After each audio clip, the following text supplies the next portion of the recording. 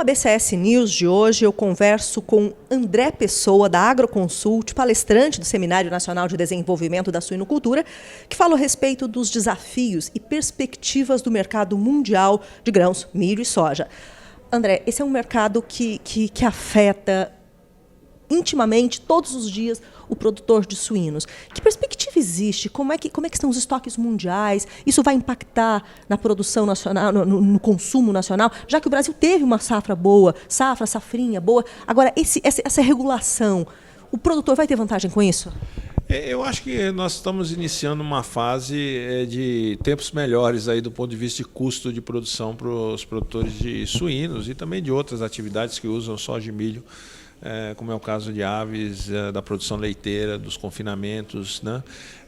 Porque há uma boa oferta no mercado doméstico brasileiro. Nós tivemos uma boa safra, tanto de soja quanto de milho, no caso, todas as duas em níveis recordes, né?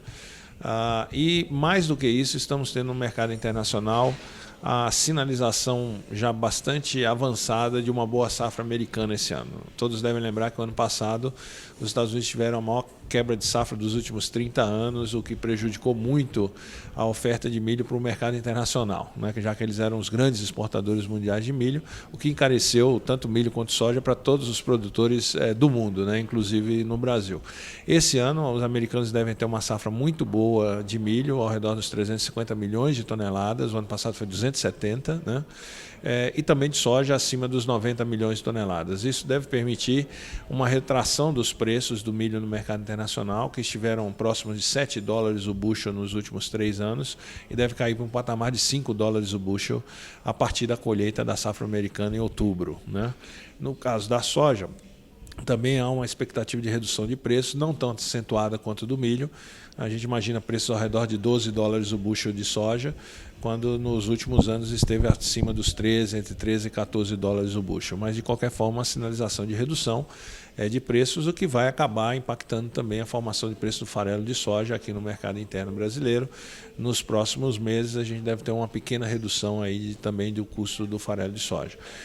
O milho tem uma grande exportação pela frente a ser feita, mas ainda assim deixando uma condição de abastecimento do mercado interno brasileiro na virada para o próximo ano bastante satisfatória.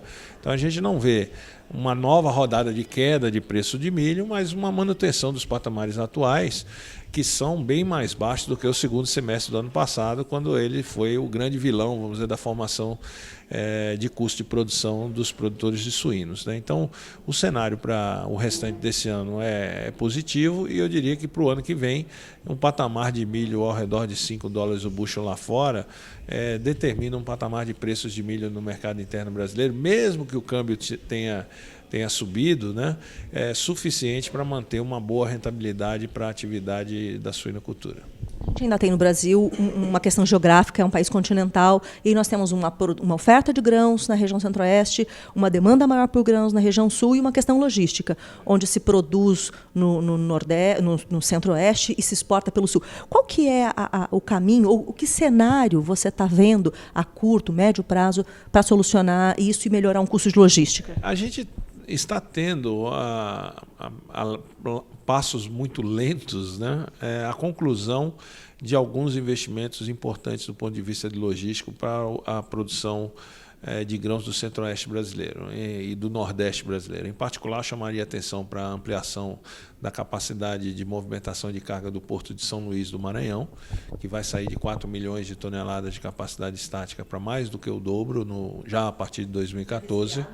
Não para resfriados, para grãos, né? Tanto soja quanto milho. E também para o sistema de grãos, uma mudança importante, que é a conclusão da BR-163, que liga Cuiabá até Santarém, no Mato Grosso até o Pará, né? E no eixo dessa rodovia vai estar instalado um porto fluvial em Miritituba, no Pará, que vai ligar esse porto fluvial até os portos de Santarém, no estado do Pará, Vila do Conde, próximo a Belém, e Santana, no estado do Amapá. Esse vai ser, vamos dizer, a nova alternativa de escoamento da produção de grãos do centro-oeste brasileiro, e não mais pelo sul do Brasil. Há uma ameaça para o abastecimento, vamos dizer, do sistema produtor de suínos do sul e do sudeste brasileiro, que contava com esse excedente de produção mal escoado, né, do centro-oeste, que começará a ser escoado de uma forma mais eficiente pelos portos do norte. Então, isso fará com que o preço tanto do milho quanto da soja no centro-oeste brasileiro não fiquem tão deprimidos a ponto de compensar ser comprado lá por um preço muito baixo e pagar o frete muito caro até o sul do Brasil, né? Esses preços não vão cair mais tanto quanto costumavam cair por falta de logística. Essa logística nova vai começar a segurar esses preços num patamar um pouco mais alto, que vai, eu acho que, dificultar a vida do abastecimento de milho do centro-oeste para o sul do Brasil.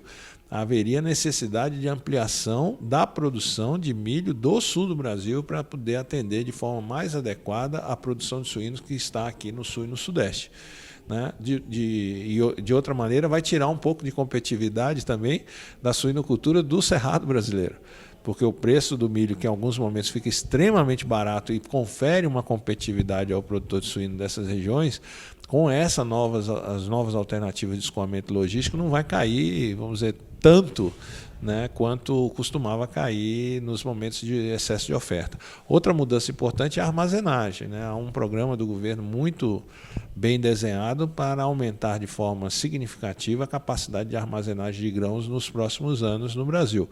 Isso também vai conferir ao produtor uma capacidade maior de segurar a sua produção ao longo do tempo e não ficar com milho jogado a céu aberto, como costuma acontecer. E esse milho a céu aberto é vendido a qualquer preço, porque corre o risco de estragar, né? Então, tendo a condição de armazenar por um período mais longo, isso também dá uma condição de uma sustentação de preço um pouco melhor para o produtor de grãos, o que retira oportunidades que eram aproveitadas pelo produtor de suínos do Brasil Central, né? Existe um cenário aí, por um lado bom, por outro lado... Uma última pergunta. Ainda falta muito para a suinocultura? A suinocultura tem que exportar quanto a mais? Ou quanto de mercado ela tem que ganhar para ela conseguir ter um mercado estável e conseguir valores? Se a gente imaginar que o Brasil tem talvez 3% aí do mercado de suínos, né, no mundo, a gente tem um espaço tremendo para crescimento. Nós já somos o quarto maior produtor e exportador mundial, mas ainda muito longe daqueles índices que são alcançados na exportação de carne bovina e especialmente na exportação de carne de frango, né?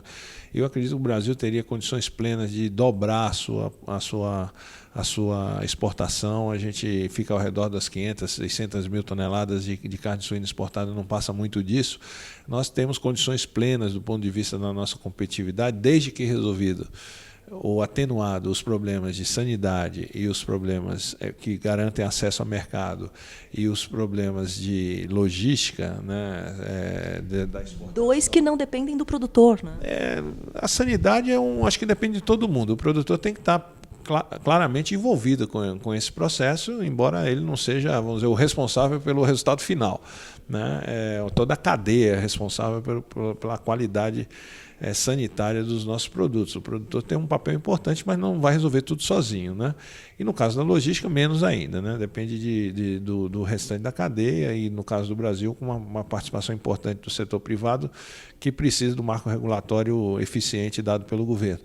Resolvido ou atenuado esses dois problemas, eu não vejo nenhum impedimento maior que o Brasil possa exportar mais de 1 milhão de toneladas, né, de carne suína por ano, o que nos daria uma condição de internalizar preços menos voláteis e também prazos mais longos do que aqueles com que o mercado doméstico trabalha. Isso seria muito importante para permitir a criação de mecanismos que pudessem dar ao produtor uma visibilidade sobre o preço futuro do seu produto e, portanto, uma sinalização de qual é a sua receita. Tendo uma sinalização da receita, ele pode também desenvolver mecanismos de antecipação da fixação da sua despesa com grãos e competir em condições mais próximas com o importador da nossa soja e do nosso milho lá fora. né, que oferece aos produtores contratos antecipados muito antes do cara plantar, o milho já está vendido, ou a soja já está vendida. O suinocultor brasileiro não tem condições de fazer isso.